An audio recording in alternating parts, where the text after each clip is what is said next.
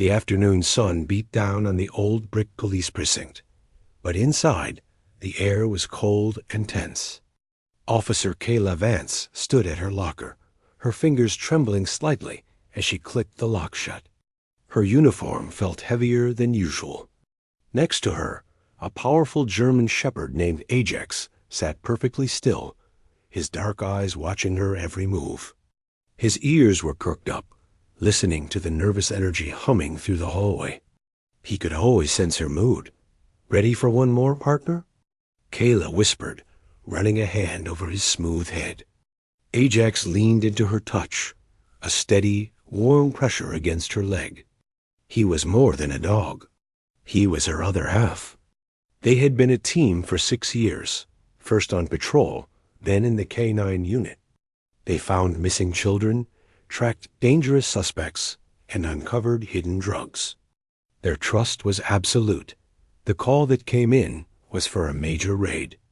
A local cartel lieutenant was suspected of operating out of a warehouse on the edge of town. Intel suggested a large amount of drugs and money would be on site. It was a big operation, involving multiple teams. Kayla felt the familiar buzz of adrenaline, but underneath it, a flicker of unease. Her partner officer for the night, a man she'd worked with for years, seemed unusually keyed up. He kept checking his phone, his jokes falling flat. "Big night," he said, slapping her shoulder a little too hard. "Could be a career maker." Ajax let out a low growl, deep in his chest. It was so soft, only Kayla felt the vibration through his leash. She gave him a gentle tug. "Easy, boy." The raid itself was a blur of shouted commands, splintering doors, and controlled chaos. It went as planned at first. The suspect was found in a back office, surrounded by ledgers and packaged drugs. Kayla and Ajax cleared their assigned section, a storage room filled with crates. Ajax alerted at one crate, sniffing intently. It was filled with bundled cash.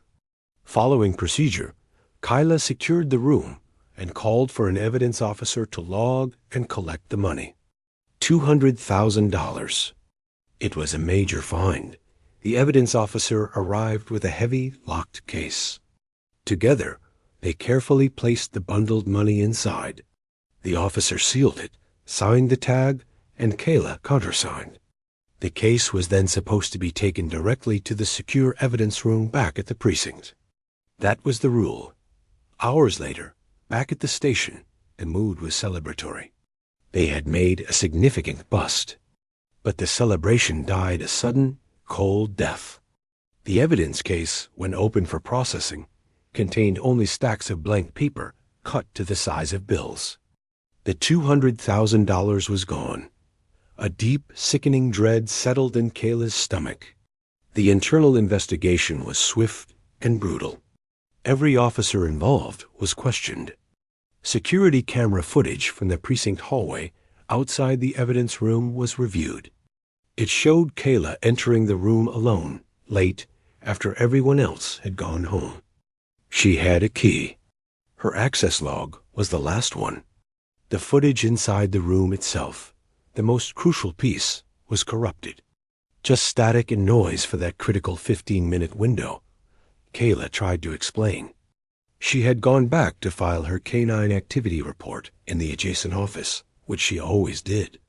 The evidence room shared a wall with that office. She had heard nothing, seen nothing. She had her key because she was a ranking K-9 officer. It was routine, but the facts piled up against her.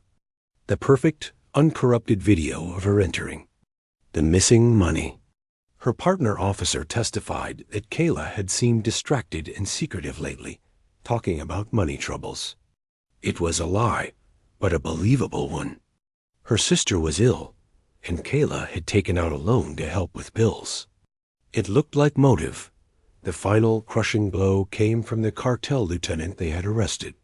In exchange for a reduced sentence, he offered a testimony. He sat coolly in the courtroom and pointed a finger at Kayla. He said she had been on his payroll for months, that this raid was supposed to be a cover for her to finally get her big payout. He described secret meetings she never had, using details about her life that only someone inside the department could have known. Kayla sat at the defense table, her world crumbling. She looked over at the gallery where her younger sister sat, face pale with shock. And then she looked at Ajax. He was in a kennel at the back, brought in as a demonstration of their partnership. He was standing, pressed against the gate, his eyes locked on hers. He let out a single, confused whine that echoed in the suddenly quiet room. In that sound, she heard his trust, his confusion. It was the only thing that felt real. The jury was out for 3 days. When they returned, their faces were grim. The verdict was guilty on all counts: grand theft, corruption, and obstruction of justice. The judge, citing the betrayal of public trust and the severity of the crime, sentenced her to death. The word landed like a physical blow. A gasp went through the courtroom. Her sister cried out. Kella's knees buckled, and the bailiffs had to hold her up. Her lawyer was already speaking about appeals, but his voice sounded distant. Underwater. As they led her away in handcuffs, she passed by Ajax's kennel. He was frantic now, barking, lunging against the metal gate, his nails scrabbling on the floor. He didn't understand the words, but he understood the fear, the sadness, the finality in the air. He understood they were taking her away. "It's okay, Ajax," she whispered, her voice breaking. "It's okay, boy." But it wasn't okay. Her life as she knew it was over.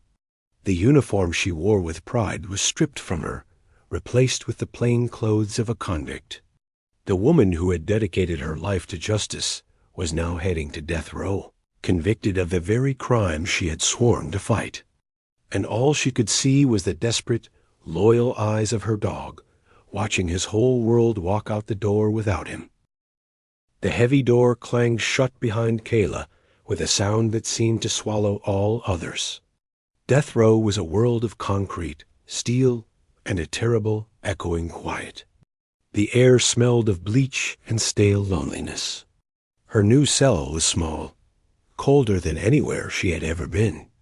The first few days were a blur of numbness. She moved through the routines like a ghost meals slid through a slot. The brief, shuffling walk in a caged yard under a sliver of sky, the constant, watchful eyes of the guards. She felt hollowed out, a shell of the person she used to be. Her only anchor was the thought of Ajax, her younger sister. The only family she had left had fought for custody of him. The state wanted to rehome him, to give him to another officer, but her sister refused. She knew Ajax would simply waste away without Kayla. So, every Wednesday afternoon, there was a the visiting room for inmates. Like Kayla wasn't like the ones you see in movies. There was no sitting at a table together. It was a booth, divided by a thick, clear wall of security glass. You spoke through a crackling telephone receiver. For Kayla, the weekly ritual was a painful mix of desperate need and agonizing frustration. Every Wednesday, her sister would arrive, her face always looking a little more tired, a little more worn down by the fight. And beside her, on a special handler's lead, was Ajax. Seeing him was like a punch to the heart every single time. The powerful, confident police dog was gone. The Ajax who entered the visiting room was subdued. His tail, which used to wag with a joyful, sweeping motion, now gave only the faintest, uncertain twitch. His proud head was often slightly lowered. But his eyes, his intelligent, dark eyes were always fixed on Kayla the moment he entered the room. He would approach the glass, his nose twitching, trying to catch her scent through the tiny vents. He would press the side of his head against the cool, hard surface, as close to her as he could get. A low, soft whine would escape him, a sound of pure confusion and longing. Kayla would press her own hand against the glass, lining up her palm with where his head rested. She would talk to him through the phone, her voice choked but trying to be strong. "Hey, my good boy. My brave boy. I miss you. "Are you being good for your auntie?" Ajax would listen, his ears tilting at the sound of her voice through the receiver she held. Sometimes he would offer a quiet woof in response, as if answering her. Those 30 minutes were the only time Kayla felt remotely human. They were also the most painful 30 minutes of her week, because when the guard said time was up and she had to hang up the phone and stand, watching Ajax being led away, looking back at her over his shoulder, it felt like losing him all over again. Between these visits, Kayla lived in a suspended animation. She spent hours writing appeals, her hand cramping as she filled legal pads with facts and pleas. Her lawyer was a good man, but he was fighting a mountain of evidence. The corrupted video, the testimony, the cartel boss's story, it was a wall they couldn't seem to crack. Hope, that little flame inside her, was growing fainter with each rejected motion. She could feel the weight of the days passing, each one bringing her closer to an end she couldn't accept. While Kayla fought her battle behind glass and bars, her sister was fighting a different battle on the outside. She was living in Kayla's small house, caring for Ajax. The dog was a constant living reminder of the tragedy. He would often lie by the front door, sighing deeply, waiting for a sound that never came, the sound of Kayla's car, her key in the lock, her cheerful voice calling his name, trying to help him. Her sister took him to the old police canine training ground on the weekends. It was a fenced-in field with agility equipment, scent posts, and a long track used for training. She thought the familiar sights and smells might comfort him. At first, Ajax just moped. He would walk slowly beside her, not interested in playing fetch or running the course. But one day, something changed. As they passed a specific, rusted equipment locker at the far end of the field, one used to store old training aids, Ajax stopped.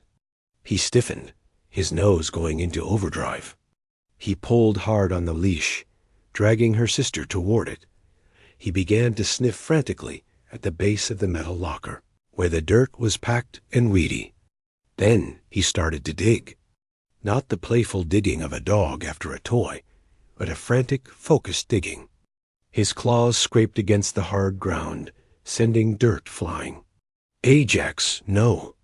Leave it," her sister commanded, using the firm tone she'd heard Kyla use. But Ajax ignored her completely. This was not the obedient, trained police dog. This was a dog possessed by a single urgent idea. He whined as he dug, a high-pitched, anxious sound. Her sister finally managed to pull him away, confused and a little annoyed. She saw that he had dug a small, deep hole, and there, in the dirt, was something that didn't belong. She bent down and picked it up. It was a piece of a latex glove, the kind used in evidence collection or raids. It was dirty and torn, and looked like it had been chewed. One edge had tiny puncture marks, like from canine teeth. She stared at it, her heart beginning to beat a little faster. Why would this be here, buried? Ajax was nosing at her hand, sniffing the scrap of latex intently, and looking back at the hole he dug, as if to say, This is important." She pocketed the torn glove. That night, sitting in Kayla's quiet living room with Ajax at her feet, she turned it over in her hands. It was probably nothing. Just trash. Ajax was probably just bored, or remembering some old training exercise.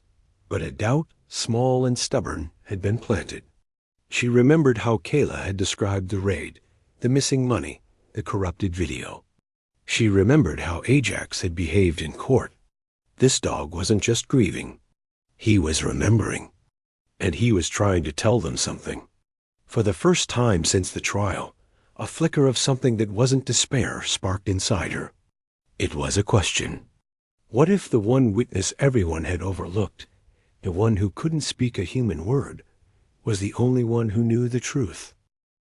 The torn piece of latex glove sat on the kitchen table, a silent, puzzling object. Kala's sister looked at it, then at Ajax, who lay with his head on his paws, his eyes fixed on the scrap of material. That focused intensity was back in his gaze, the same look he used to get when he was on a scent trail during his police work. It wasn't the look of a bored dog. It was the look of a dog who had a job to do. She knew she couldn't ignore it. But what could she do? Go to the police? The same department that had convicted her sister? They would laugh her out of the building. A chewed glove found by a dog? It proved nothing. She needed more. She needed someone who would listen, and she needed to understand what Ajax was trying to say. She remembered a reporter who had covered Kella's trial. Unlike others, his articles had focused on the holes in the story, the corrupted video, the lack of physical evidence tying Kayla directly to the money. He hadn't taken sides, just asked hard questions. She found his contact information online and sent a careful email, attaching a picture of the chewed glove. She wrote, "My sister's dog found this. He's a retired canine. He found it buried at his old training ground and is obsessed with it.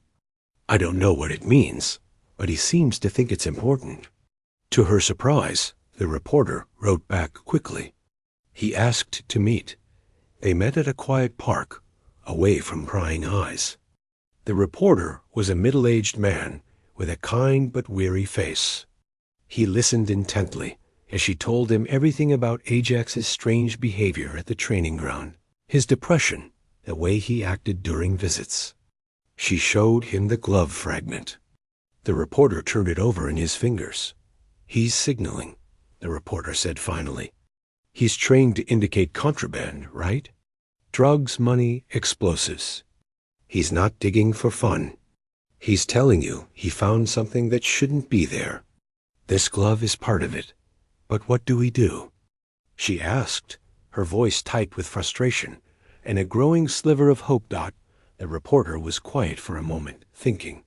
The raid happened at the old warehouse, but all the evidence processing, the tagging, happened back at the precinct's annex garage, right? Before things were moved to the main evidence room. She nodded, remembering Kayla's descriptions of that chaotic night. That annex was closed down 6 months ago, after the new facility opened. "It's just sitting empty now," he said. If something went wrong that night, maybe not all the evidence made it to the main room. Maybe something was left behind. Or hidden. The idea hung in the air between them, dangerous and full of possibility. "You think we should look?" "It's probably locked up tight." "It's scheduled for demolition next month," the reporter said. "Security is probably minimal. And we have a search warrant on 4 legs." He looked at Ajax, who was sitting alertly by her side, as if following the conversation. "He knows something. Let's see if he can show us what." 2 nights later, under the cover of a moonless sky, they stood outside the chain-link fence surrounding the old precinct annex. It was a low, sprawling building that looked abandoned and forgotten. As the reporter had guessed, security was a single rusty padlock on the gate, which he cut with heavy bolt cutters. The sound was startlingly loud in the quiet night. Her heart was hammering against her ribs. This was breaking and entering. If they were caught, it would be a disaster. But the thought of Kayla, counting down the days in that cell, pushed her forward. They slipped inside the fenced area, Ajax walking silently beside her, his leash loose. The reporter used a small flashlight to guide them to a side door leading into the garage bay. A window was broken. They climbed through, the glass crunching under their feet. The inside was a cavern of shadows, filled with the ghosts of police cruisers and the smell of oil, dust, and decay. This was where it had happened. This was where the evidence from the raid had first been brought. Kayla had described the scene. The bright lights, the shouted updates, the tagged items laid out on tables. As soon as they entered the vast space, Ajax changed. He went from a quiet companion to a live wire. He pulled forward, his nose to the concrete floor, sniffing in rapid bursts.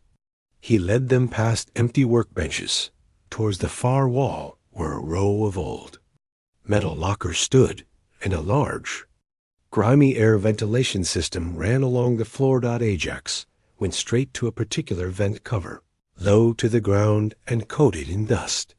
He stopped. He sat. And then he looked directly at Kaylee's sister. It was his trained, alert pose. The pose he used to tell his handler he had found the target scent. "He's indicating here," she whispered, her mouth dry. The reporter knelt down. The vent cover was secured by old Phillips head screws, rusted but not impossible to turn. He took a multi-tool from his pocket and got to work. The scraping sound of the screwdriver seemed deafening. Ajax never moved, his body tense with anticipation. Finally, the last screw came free. The reporter carefully pried the metal cover away from the wall. It opened with a groan of protest. A rush of dank, stale air wafted out. He shone his flashlight into the dark, square hole. For a second, there was only silence. Then he let out a soft, sharp breath. "Oh my God!" He reached into the duct, his arm disappearing up to the elbow. When he pulled it back, he was holding a heavy, plastic-wrapped bundle. It was mildewed and dirty, but through the clear plastic, they could see the distinct green of American currency. He reached in again and again, pulling out more identical bundles. The missing money. But that wasn't all. As he pulled the last bundle free, something clattered onto the concrete floor. The reporter swung his flashlight beam onto it. It was a police security badge, attached to a broken nylon lanyard. It was tarnished and dirty, but the name and photograph were still visible. The face staring up from the plastic was not Kelly's. It was the face of her former partner, the officer who had testified so convincingly about her changed behavior, her supposed money troubles. The officer who had since left the force quietly. Just months after the trial, Kelly's sister sank to her knees, not in weakness, but in overwhelming shock. She wrapped her arms around Ajax, who was now nosing the badge, whining softly. He looked up at her, and in his eyes she saw no surprise. Only a kind of canine satisfaction, as if to say, "Asterisk, I told you. I told you all along." Asterisk, the reporter was already taking pictures with his phone, his hands shaking slightly. "This is it," he said, his voice hushed with awe. "This is the proof. The badge. He must have dropped it when he was hiding the money. He framed her. He hid the money here, planning to come back for it later. And he used his inside knowledge and the cartel's lies to make her take the fall." She held onto Ajax, the solid, warm reality of him, as she stared at the pile of evidence on the dirty garage floor. It wasn't just money. It was her sister's life. And Ajax, her faithful, silent partner, had just dug it up from the darkness. The race to turn this discovery into a chance for freedom had just begun, and they had only days to run it. The discovery in the old garage felt like a dream and a nightmare all at once. The evidence was real, the cold, damp bundles of cash, the tarnished badge staring up from the floor, but in the silence of the empty building, it also felt like a secret too big to be true. For a long moment, Kayla's sister and the reporter just stood there, frozen, the beam of the flashlight shaking between the money and the badge. Ajax broke the spell. He nudged the badge with his nose, letting out a low, urgent whine.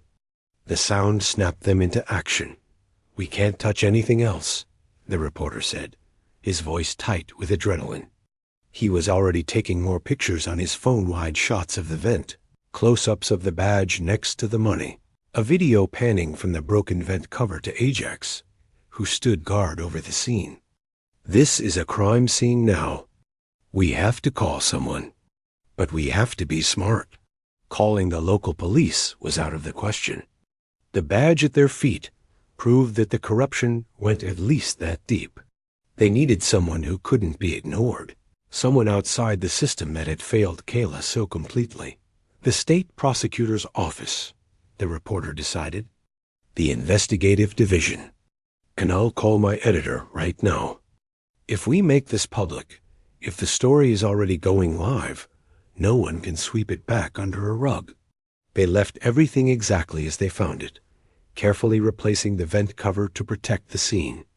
As they slipped back out into the night, the weight of what they carried wasn't the physical evidence, but the digital proof in the reporter's phone and the burning truth in their minds. The next 36 hours were a blur of frantic, careful action. The reporter worked through the night, writing the story.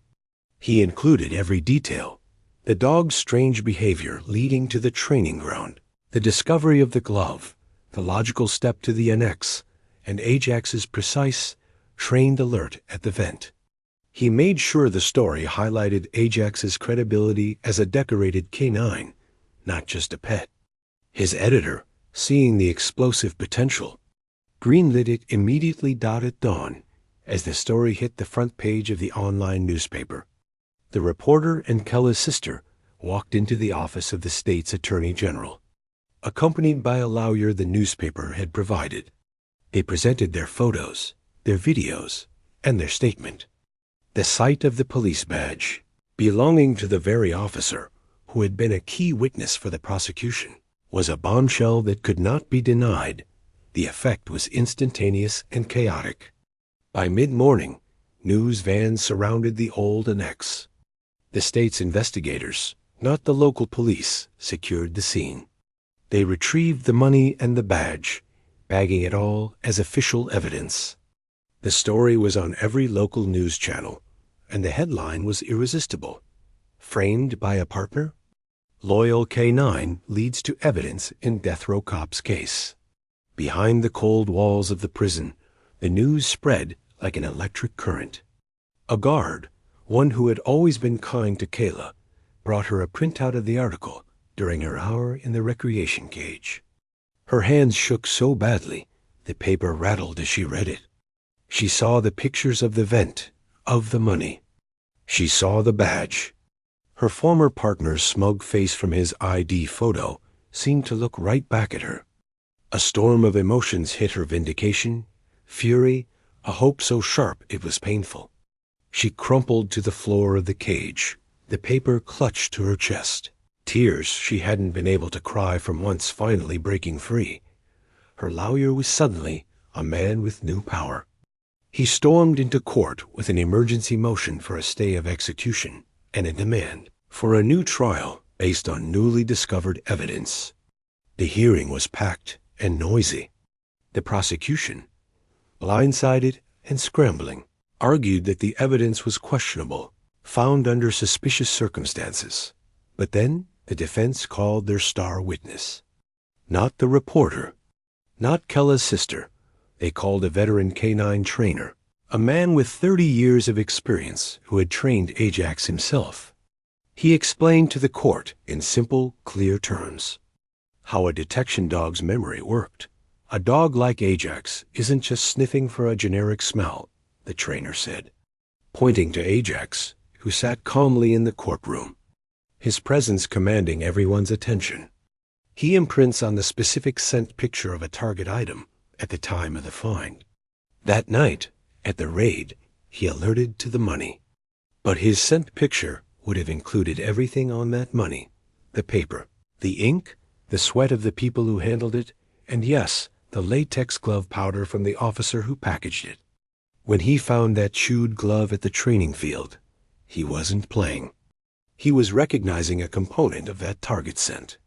He was telling us, "This is part of what I found that night." He led them back to the source. This isn't a coincidence. This is a trained professional doing his job, even years later. The testimony changed the room. It turned Ajax from a sympathetic pet into a reliable, four-legged witness. The judge listened, his face grave. Meanwhile, the state's investigators were turning their attention to the ex-officer, Kella's former partner. They pulled his financial records and found a history of crippling gambling debt that had mysteriously cleared up just after Kayla's trial. They re-examined security footage from a gas station across the street from the old annex on the night after the raid. The timestamp showed a figure, his face hidden by a hoodie, but his build a perfect match. Loitering near the fence line in the early hours of the morning, the perfect time to have hidden the money in the vent before the annex was fully secured. Confronted with the badge, the video, and his finances, the ex-officer's story crumbled. He was arrested at his home as he tried to pack a suitcase full of cash. He broke down quickly, confessing to a plea deal. The cartel lieutenant, facing new charges, also flipped, admitting he had lied about Kayla on the orders of the real dirty cop, who was deep in debt to the cartel's underground bookies. The truth, once it started flowing, washed everything else away. The frame-up was complete.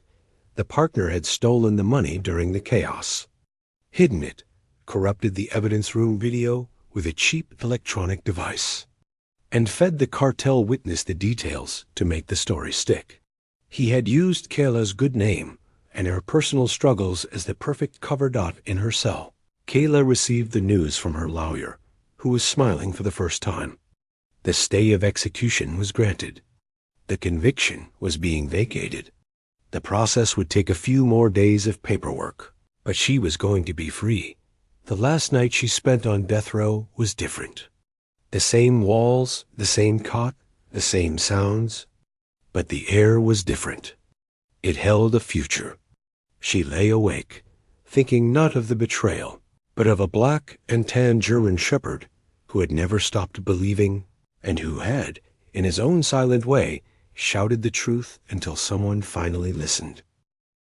The morning of her release was bright and clear, a kind of weather that felt like a personal insult to the years she had spent inside.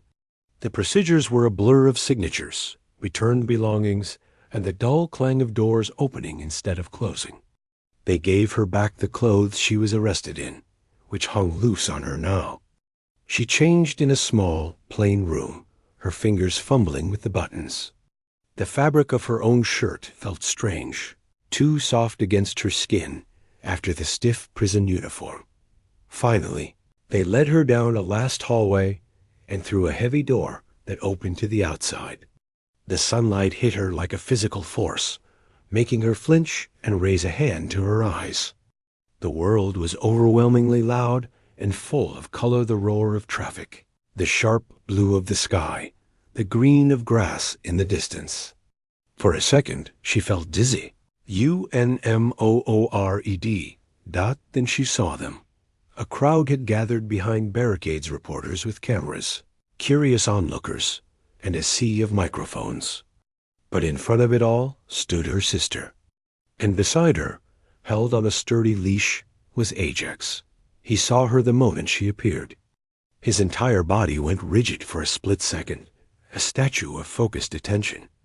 Then a sound erupted from him, a loud, joyful, half-barking, half-howling cry that cut through all the other noise.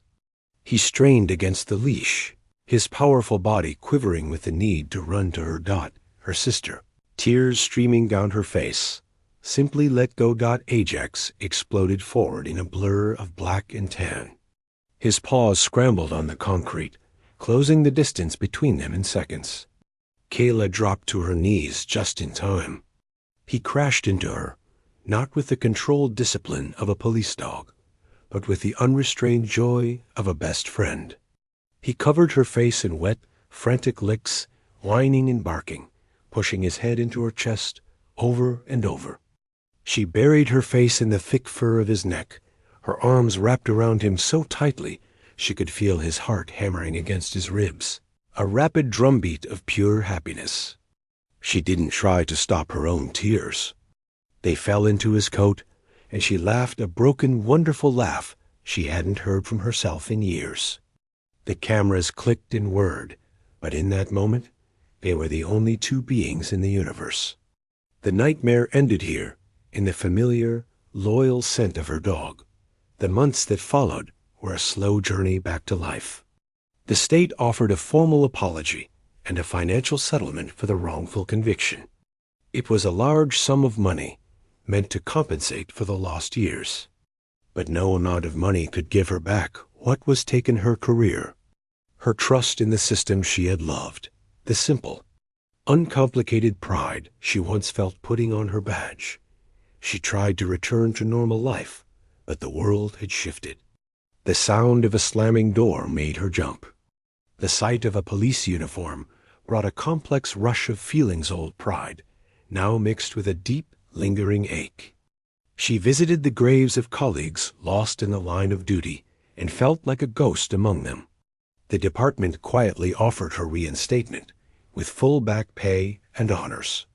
She thanked them, but the thought of walking back into that building, of trusting the structure that had so utterly failed her, made her feel sick.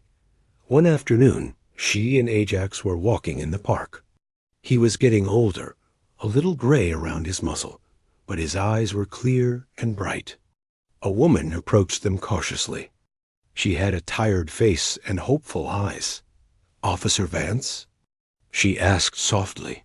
My brother is in prison. For something I know he didn't do. The case, it's all circumstantial. They ignored the witness who didn't fit. I heard about your dog. I heard what he did." The woman's story tumbled out, a confused testimony, lost evidence, a rushed verdict. As Kayla listened, she looked down at Ajax. He was sitting calmly, watching a squirrel, living in the simple present. But he had lived in the past long enough to save her. He had remembered. He had testified without saying a word. That was the moment the idea clicked into place, whole and complete. She couldn't wear a badge again.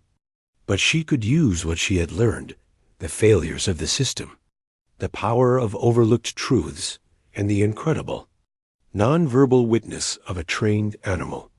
With her sister and her lawyer, she used a large part of her settlement to found an organization. They called it the Ajax Initiative. Its mission was simple: to reinvestigate questionable convictions, focusing on small-town cases and forgotten evidence. They worked with retired law enforcement, skeptical reporters, and most importantly, a network of donated and retired canine dogs. Ajax became their living symbol and their first consultant. They would take him to old crime scenes with permission and let him work. His nose, though not as keen as it once was still a formidable tool. More than that, he was a reminder that truth could be silent, that loyalty wasn't about blind obedience to a system, but to justice itself, that sometimes the key to unlocking a terrible mistake could be as simple as a dog who refused to forget. Kala never put on a police uniform again. Instead, she wore a simple jacket with the initiative's logo on it, a silhouette of a German shepherd, head held high. She found a different kind of purpose, one built from the ashes of her old life. It was quieter, often frustrating, but it felt clean. It felt right. On his last day, years later, Ajax was very old and very tired. He slept most of the day on a soft bed in the office of the initiative, surrounded by the smells of people who loved him and the quiet hum of work dedicated to the truth he had helped uncover. He passed in his sleep, his head resting on Kyla's feet. They didn't get another dog for the office. There was no replacing him. But on the wall, next to the framed news articles about her exoneration, there hung a simple photograph. It was the picture from the day of her release, of her on her knees, her arms wrapped around Ajax, her face buried in his fur as he welcomed her home. Underneath it, a small plaque read, ****, the first witness. The loyal heart. He taught us to listen. ***, Kella's work continued. And in every case they took, in every dog they worked with, the lesson of her partner lived on. That justice sometimes has 4 paws, a cold nose, and a memory that can outlast any lie.